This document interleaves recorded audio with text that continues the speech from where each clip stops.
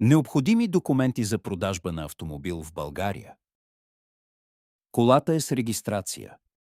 Задължително се прехвърля пред нотариус.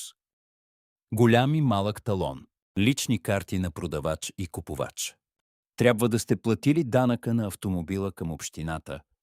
Валидна застраховка на автомобила. Колата е без регистрация.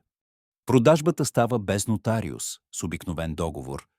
Какви документи ви трябват?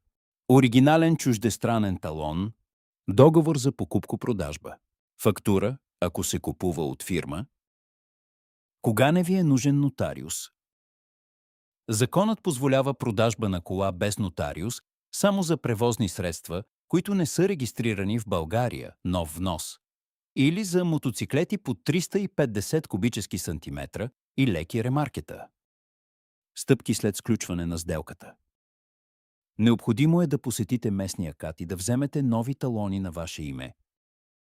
След като имате нов талон на ваше име, може да се издаде добавък за смяна на собственост към застраховката на автомобила.